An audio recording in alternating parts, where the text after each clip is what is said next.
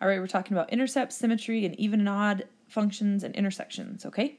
So let's get right to it. So x-intercepts and y-intercepts, you guys have talked about these like your whole lives, right? Ever since you like learned slope-intercept form, you know about the y-intercept. You know that the intercept means that it crosses the axis at a specific point. And so we're just looking for what that point is. And so the most important thing I want you to think about when we're talking about intercepts is that when you see the term intercepts, you know that they're asking you for a point. Okay? They're asking you for a coordinate point, where I'm asking you to tell me at what point these functions cross either the x or y axis. Now, if I asked you for the zeros, then I'm asking you for where they cross the x-axis, but I'm just asking you for an x value that makes the function 0. Okay, so a 0 is going to look like x equals and then some number, right? But an intercept is always going to look like a point. It's going to be a coordinate point, okay? Big distinction. Seems nitpicky, but it is definitely a distinction in calculus, okay? So the x-intercepts are points where they cross the x-axis or touches the x-axis. And so let's just think about this a little bit intuitively. When here I have a coordinate plane right here, and I'm at the x-axis. If I am a point on the x-axis, it doesn't matter what point I am on this x-axis. What is my y-coordinate? Well, every single point on this x-axis has a y-coordinate of 0, right? I mean, that's kind of the definition of being on the x-axis, is that y is equal to 0 at the x-axis, right? So anywhere I am on this line, doesn't matter where I am on this line, my y is going to be equal to 0. So algebraically, that's what we do, is we put y equal to 0, and then we just solve for x. Okay, and then the same intuition works for the y-axis. So if I'm crossing the y-axis, well, what's my x-coordinate equal to here, or here, or here, or anywhere else on the y-axis? Well, x is always equal to 0 at the y-axis, always, right? I mean, all of these points have an x-coordinate of 0, okay? So to find my y-intercept, I set x equal to 0, and I solve for y. So let's see how that works with algebra, okay? So the x and y intercepts for this, I almost called it a function. Not a function, actually, because it's a sideways parabola, okay? So let's look at the x-intercept first. So when it crosses the x-axis, y is equal to 0. So we put 0 in for y. Not equals. Minus 3 equals x. Okay, so x equals -3. So my x-intercept happens at x equals -3. Okay, so I'm going to write it again as a point. So the point -3, 0 is my x-intercept. Now my y-intercept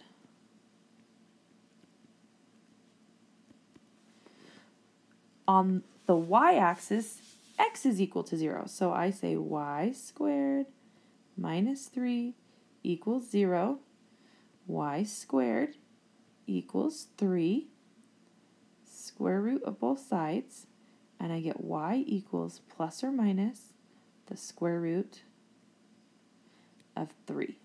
Now I want you to remember, when you take the square root of something, it can be plus or minus, right? Because think about this.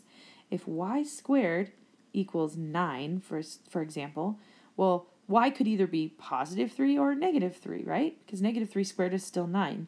So anytime you take the square root, you cannot forget that plus or minus. It has to be there, okay? So I have this y equals plus or minus -3. So there are 2 points where this crosses the y-axis, and that is at point 0, √3, and at 0, -√3. you could also write this like 0 plus or minus root 3. Like, that's totally legal in math to write that. So either way. So these are my two answers right here. And intuitively, again, I always like to go back to intuition and just ask myself, does it make sense? Okay, we know this is a sideways parabola. Let's see with the shift. So we know this is a sideways parabola like this. And so it makes sense, right, that it's going to cross in two places on the y-axis and just one place on the x-axis because, you know, that's how sideways parabolas work. So let's look at symmetry and how we define symmetry. So there are lots of types of symmetry. You can be symmetrical about a point. You can be symmetrical about a line. You can have a rotational symmetry. You can be symmetrical about the line y equals x. You remember all of those different things that we've talked about probably in previous years. But the ones we're going to look at in calculus mostly are going to be y-axis symmetry, x-axis symmetry, and origin symmetry. Okay, so a quick description of what each of those means. Well, y-axis symmetry means that if I take this part of the function and flip it over the y-axis, it's like I have a mirror sitting on the y-axis and I just mirrored it across. Okay, that's all that means. And so that's y-axis symmetry. And algebraically, that what that looks like is that for every y value, right, for any of these y values on here, I have x as one coordinate and negative x as another coordinate. So they share a y value. They have the same y value, but they have x and negative x as their x coordinates. Okay? And then x-axis symmetry is just the opposite of that. You know, it's reflected across the x-axis right here. And then your y values share an x. Okay, so you have one x value and two y values, right? And those y values are exact opposites of each other. That's how you know it goes across the x-axis because, you know, they're the same distance from this point to the x-axis.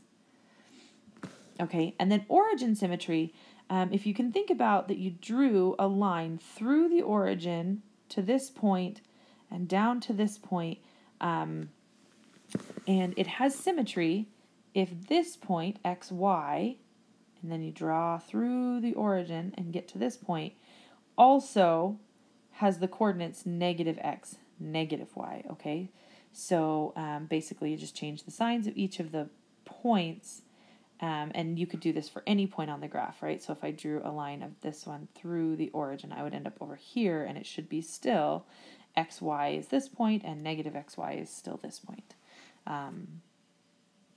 So there are lots of different ways that we can test, or I guess, yeah, there's different ways to test for symmetry.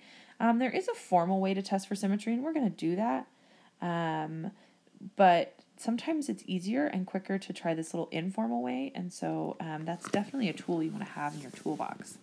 Okay, so formal test for symmetry, if you have y-axis symmetry, basically what you do is you say, okay, I'm going to take every x there is and replace it with negative x and see if I get the same equation. Because if we look up here, you know, every x and negative x should spit out the same value for y, right? And then for x-axis symmetry, I do just the same thing but with the y values. Because y and negative y should spit out the same x values. And then this one is the just slightly odd one, right? Origin symmetry. If I replace x with negative x and y with negative y, do I get the same equation? Because, you know, the equation of this function should be valid for both xy and for x negative y.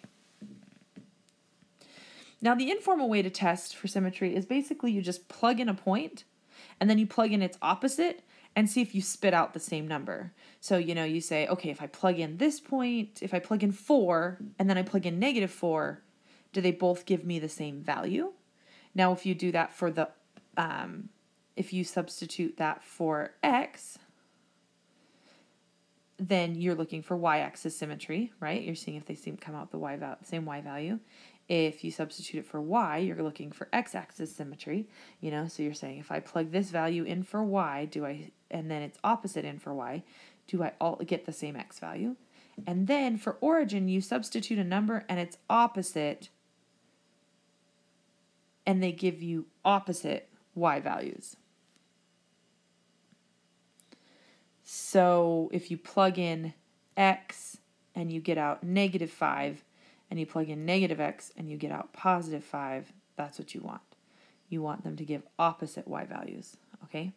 So the key, though, to remember is these are just informal tests. They're not foolproof because, you know, you could think about the fact that there could be this, like, super odd function, you know, that, like, loop-de-loops and all sorts of other things and, you know, has no rhyme or reason, but you just happened to pick this point and this point, and they just happen to be symmetrical about the y-axis, and you're like, yeah, look at that, they are definitely symmetrical, and then you just don't think about every other point.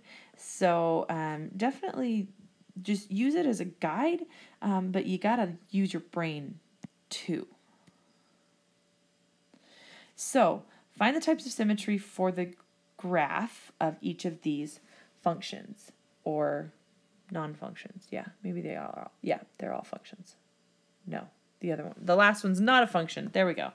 Okay, so the type of symmetry for this one. So again, we can do the formal test.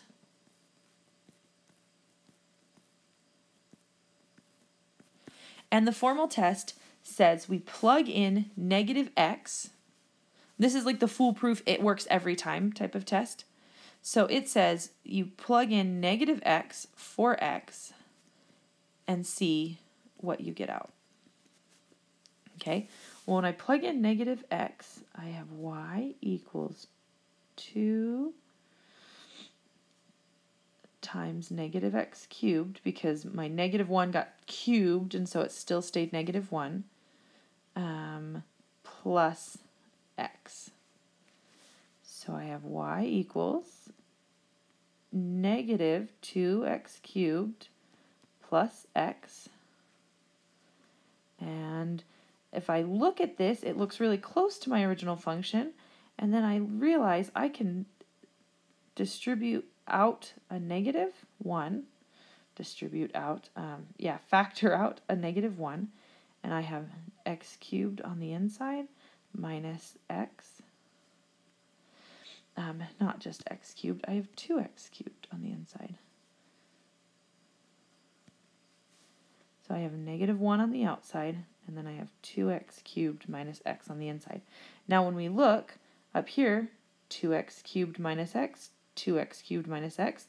So when I plugged in the function, when I plugged in -x for x, I got out -1 times the function. And so actually, think about this. If this is equal to y, then this is equal to -y, right? So when I plugged in -x, I got out -y.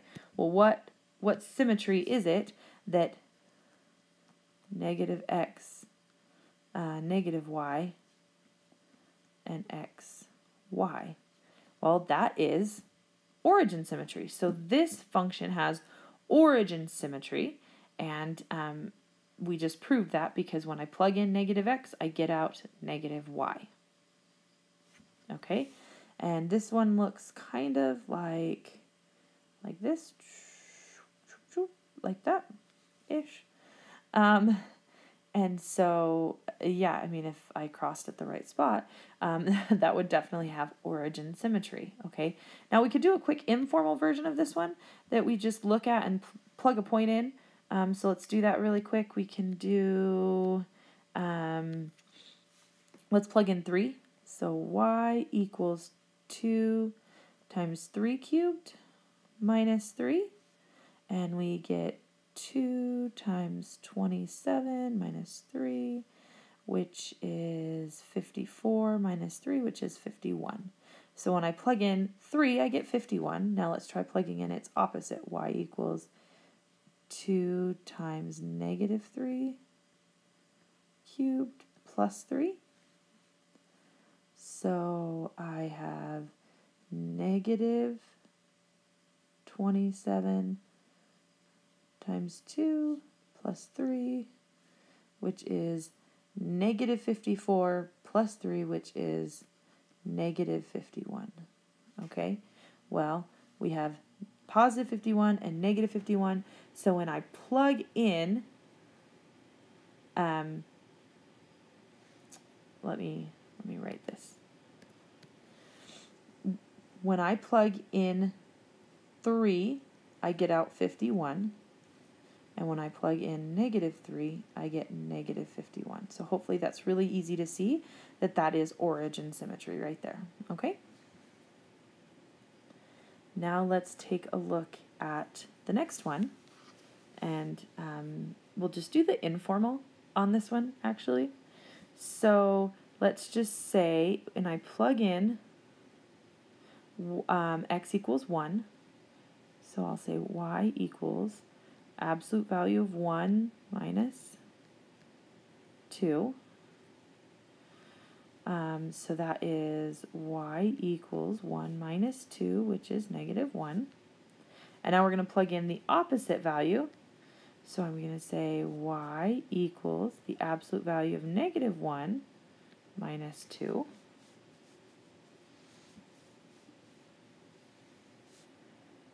So y equals, well, this still ends up 1 minus 2, which is still negative 1, right? So when I plugged in 1, I got out negative 1. And when I plugged in negative 1, I got out negative 1. So I have one y value. Let's think about this again intuitively. I have one y value right here that produced two x values here and here. So what kind of symmetry am I going to have? Well, I'm going to have y-axis symmetry, right? Because I have 2 points that are equidistant from the y-axis. Okay, and this one actually is like a, this is an absolute value function, so it goes like this, just like that, okay? So this one has y-axis symmetry.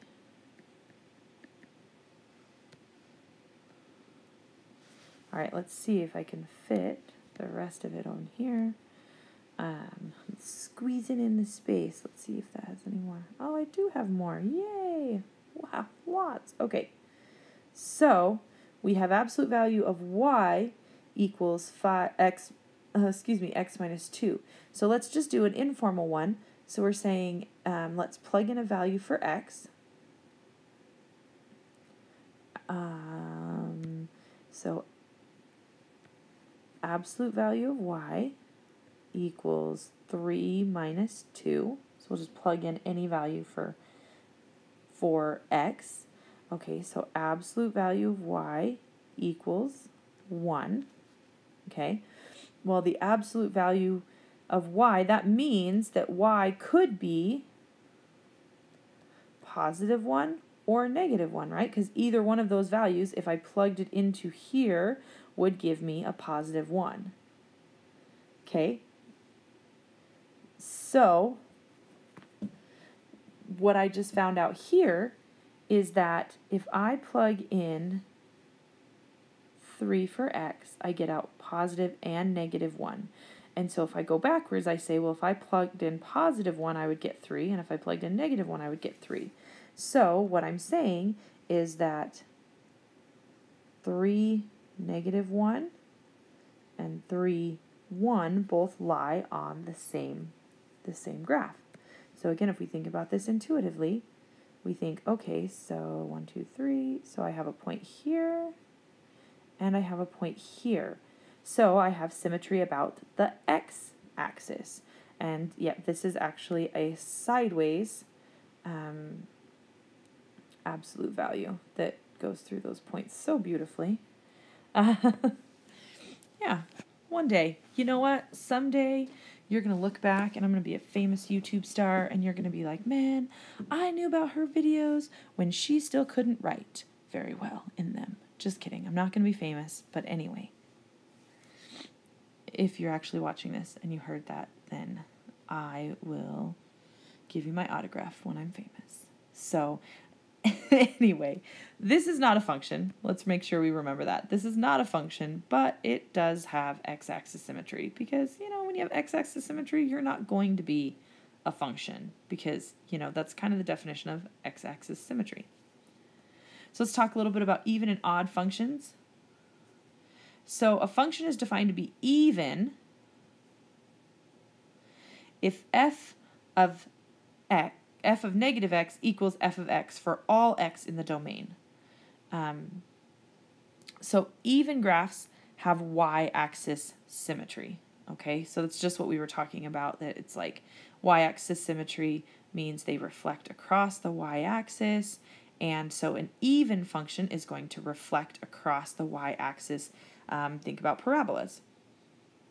You know, x squared. Y equals x squared, that reflects over the y-axis. Think about x to the fourth, that reflects over the y-axis. You know, this one's just a transformed parabola, so of course it's going to also be even. And this is transformed by going up, so it's still going to reflect over the y-axis. If we transformed inside the x, then it would not be even, okay? So they could be even, odd, or neither. A function is odd. A function is odd if it has origin symmetry, or basically, if you plug in f of negative x for this function, you get out negative f of x, okay? So it has symmetry about the origin. Let's just look at some examples, and that will hopefully help you. So basically, to figure out if it's even or odd, what you do is you plug in negative x and see what happens, okay?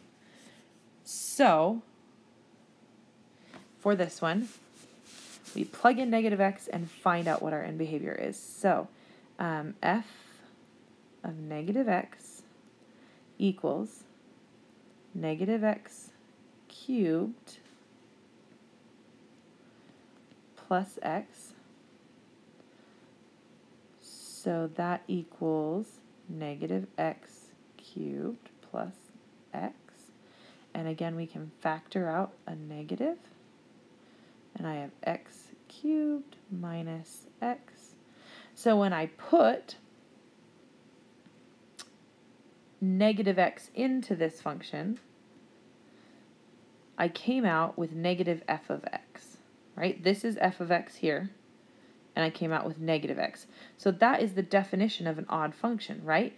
If I put in negative x, that I come out with negative f of x, okay? Now let's do this with an intuitive example, like an informal example. So if we just put f of 2, we would say, well, f of 2 cubed is 8, minus 2 is 6, and f of negative 2, well, negative 2 cubed is negative 8, plus 2 is negative 6, okay? So what I just said is if I put in 2, I spit out 6, and if I put in negative 2, I spit out negative 6.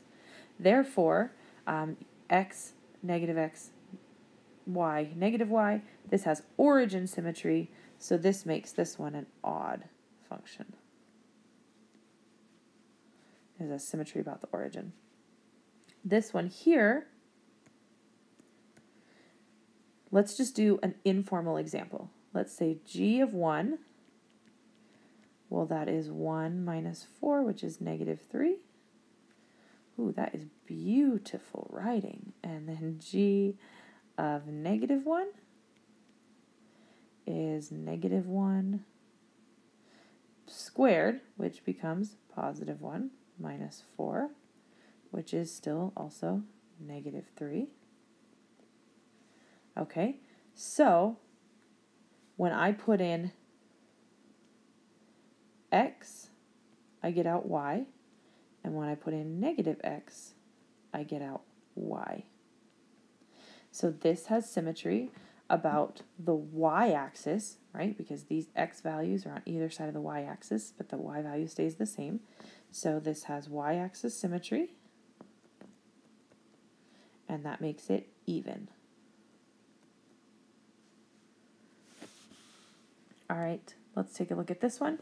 This one, we're just going to do the informal example again. So h of 1 equals 1 plus 2 plus 2, which equals 5. And then we go h of negative 1 equals 1 minus 2 plus 2, which equals 1. So those aren't even the same number. So this one is neither.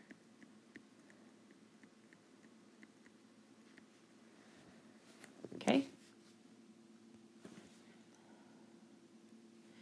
Now we're going to look at points of intersection on a graph. This is our last one. Yeah, woohoo! You see the time? It is bedtime. Okay. Points of intersection of two graphs. Now think way back to like algebra 1, okay? And we talked about solving a system of equations, and you had these graphs, and you had these two lines, and you're like, oh, here's the system of equations, and we're going to solve the system of equations, and we solve it, and we find this point where the two lines meet right here. Okay, so we find this point where the two lines meet, and that's the solution to the system of equations, right? Right? Well, that's just all we're doing. We're just doing it with different graphs now. Instead of just lines, we're looking at parabolas and all sorts of other silly equations that are going to make you want to cry a little. No, you're going to be fine. So when we look at something like this one we have below, we're going to look at different ways to solve it. Okay, so just with a graphing calculator, we would just graph them, right? But let's think about this. This is a parabola. This is a line. So how many places are they going to cross? 2, right? Because that line is going to cut through that parabola twice, unless it just happens to be on the vertex of the parabola, or it happens to not be anywhere near the parabola. But that would be mean for us to do that for this example, so it's not. Okay, so you have the system of equations. There's 3 methods, actually. So the first method is listed here, substitution. Second method is setting them equal. And then the third method is elimination. And this is always, that one was always my favorite with systems of linear equations. And so, you know, you might like it for this one. Okay, so first we do substitution, which basically is, if you remember, we solve one of these equations for y, and then we substitute that value into the other equation. Okay, so let's solve this one for y. So we're going to get x on the other side. We're going to have y equals x plus 1, or sorry, x minus 1. Yep, I knew I was going to screw that up if I tried to do it in my head. Okay. Y equals x minus 1, right, because it becomes negative when we divide both sides. Okay, so y equals negative 1. Let's just solve this other one for y as well. So we have y equals x squared minus 3. Okay, so method 1.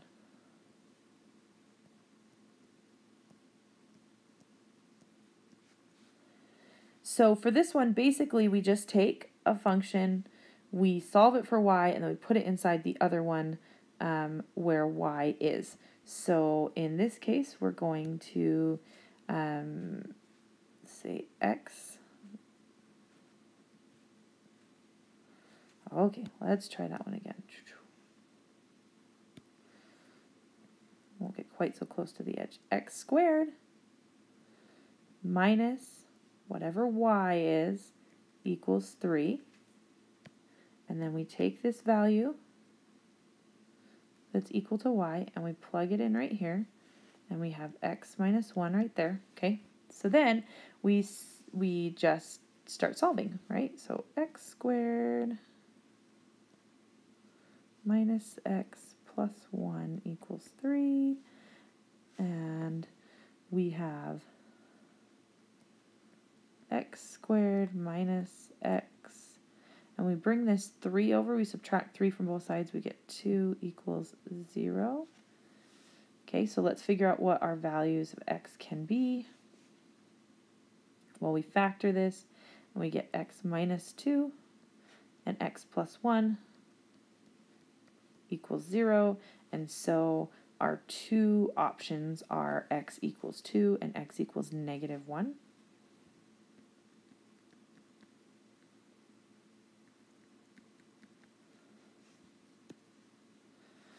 All right, so we have x equals 2, x equals negative 1.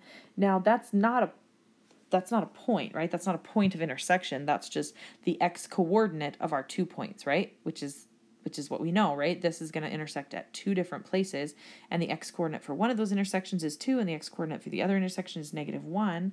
So what we're going to do is we're going to take these values that we just found, we're going to plug them back in, and we're going to figure out what the y has to be, okay? So I'm going to plug them in here, and I'm going to say x equals 2 right here, so y equals 2 minus 1, which is 1, when x equals 2. And then y equals, let's see, so I plug in negative 1 here, negative 1 and negative 1, x equals negative 2. So my points of intersection, I know I wrote them a little backwards, is 2, 1, and negative 2, negative 1. Okay, so that is where this line and this parabola meet. Okay, that's method 1. Second method is to set both of them equal to y, right? Solve both of them for y, just like we have, and then just set them equal to each other, right? Because if y equals this, and y also equals this, we can just set those two equal to each other. So we have x minus 1 equals x squared minus 3. Okay, now we just get everything on one side. I have, let's see, I'll just take the x over on to the x squared side. So I have x squared minus x.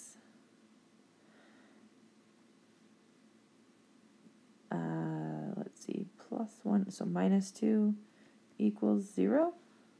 Yeah, yep, that's where I was supposed to get to. Okay, so, and that's exactly where we were right here, right? So we just factor it again. X minus 2, x plus 1, they equal 0. I find the same exact intersection points. Okay, final one, method 3, which is elimination. Basically, we're going to do just like we did elimination before, and we're just going to eliminate one variable. Well, the only variable that these two have in common is y, so we have to eliminate y. We can't eliminate any other variable. So we're going to say x minus y equals 1, and we're going to line this up, x squared minus y equals 3. Now, just like we did before, we're going to multiply one of these by negative 1 so that we can add and eliminate. And actually, we're not going to multiply that one. Let's just multiply the one without the x squared. There we go.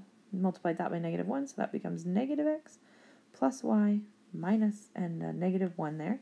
So now we just add straight down, okay? So we have x squared minus x, our y's cancel out, and we have equals, oh, I forgot a number here, 3. I think I must have accidentally erased it. So 3 and negative 1 is 2, and then I get everything on the same side so that I can factor it. And look, it's the same thing that we've had a couple of times, so then I can just factor it, find our points, same exact points. It doesn't matter how you do it. It should intersect those 2 points no matter what. So there is my ridiculously long video on this unit, and hopefully that helped you out.